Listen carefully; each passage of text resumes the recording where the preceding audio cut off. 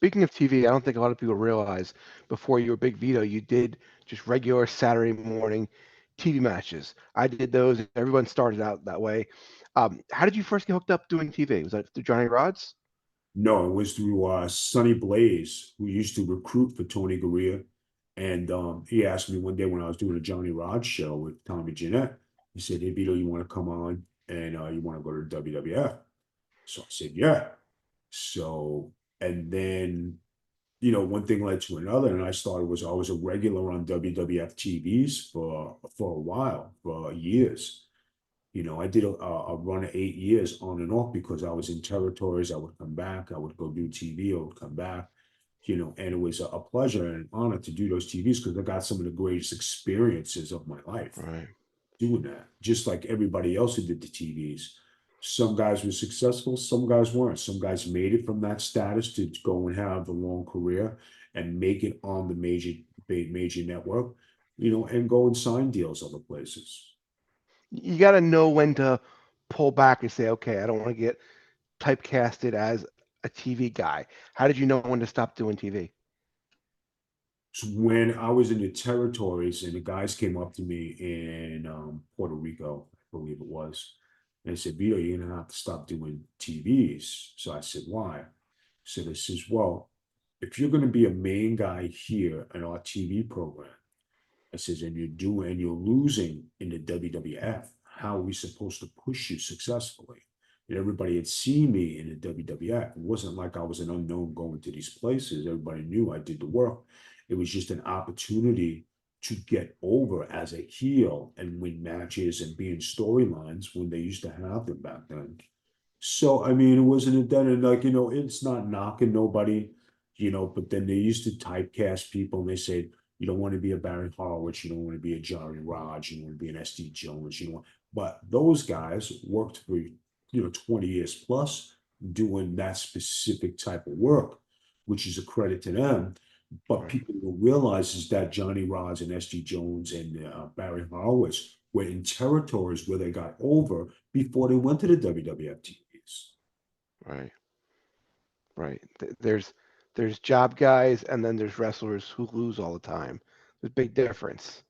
Yeah, but you know what? And like, some of the guys who, and like they always said, and this is the truth, you know, I considered myself a great wrestler and I could wrestle with anybody in the world. And sometimes the best wrestlers are not always the most popular wrestlers, but those are the wrestlers you need to make the best wrestlers. And it wasn't anybody I could work with. And then, when I did the independents, like in the 90s, who did I work with? Jimmy Snuka, Bill Eadie, Honky Tonk Man, Ivan Koloff, and that's just an SD Jones, Johnny Rods, Jimmy Powers, just to name a few guys, Sergeant Slaughter. And when you get to work with those guys after they took the time to teach you, you know what I mean?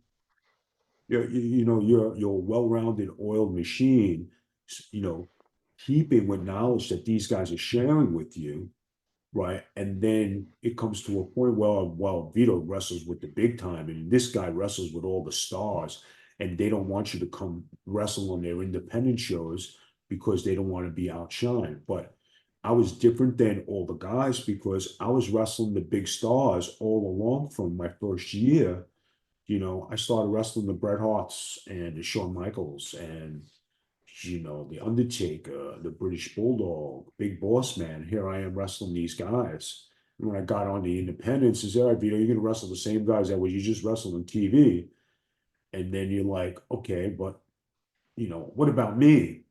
Well, me was being developed and being a young guy, you get upset because you're not trying to get over here and I'm trying to do this, but I was over and I was getting over by doing the job that I was taught. And some people might think, the old term is a carpenter. And when you're a carpenter, you're a worker. And if you could work with one guy, you should be able to work with any guy. Any issues doing TV? Anyone take liberties? I'm not saying you can't handle yourself, but you're essentially giving your body to somebody when you do TV back in the day. No, I mean, it wasn't. nobody ever treated me like a slouch. Nobody ever did anything stupid to me. They all respected me because I worked.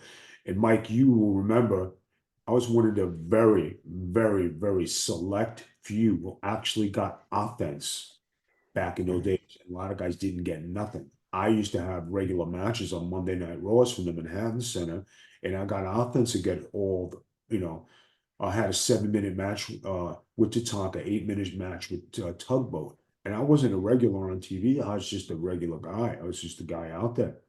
They trusted me to do the job and do it well and, perform on the big stage. I was going to say Tatanka. That one stood out in my head. I remember competitive match. Didn't you work with Virgil too? You had a pretty competitive match with him. Was it Virgil? I worked No. Virgil. Yeah. I worked Virgil. Any comment on working Virgil? Virgil, he had a good run with the $1 Million Man, like everybody knows. And Right. when he got to be on his own, you know, some guys, I always said this, some guys are good wingmen, some guys are good singles. Virgil needed to be a wingman. Right. He didn't get over as much as he thought when he was alive doing the Virgil $1 Million Belt gimmick. But when he was with Ted DiBiase, he was gold. And that's a Yes. tribute to him. You know what I Yeah. mean? He did have a good, successful run. And then they took him to WCW, they put him in the NWO, but he was filled and covered. And when they gave him some things to do, maybe some of it came off good, maybe some of it came off bad, but he was still in the mix. Who was the agent for the TV guys? Was it Tony Gray at the time? For us back then, it was Tony Gurria, Rene Goulet was there. Right. Um, man, I Chief can't even remember. Strongbow. Maybe, I'm not sure. But you're talking about that time when it was a transition. I remember being in the dressing room when Arnold Skolin was still playing cards. Right. So that says a lot right there. I'm going to be up by ISPW and Ring Warriors, Warriors of Wrestling, I'm sorry, on the in June on the 28th, 29th, 30. I think I'm doing a signing at the Wrestling Collector. Then I'm doing the 90 show in Atlantic City also, and I'll be up there for 4 days. So the old band will be back together soon, and we're gonna have a Yes, great sir. time. Both are with birthdays of this month. So guys out there, if you'd like to send Mike a gift, send it to my house. If you're gonna send me a gift, send it to my house. And everything will be good, and I'll square it away with him. What about your Catch it. social media? How can people reach you?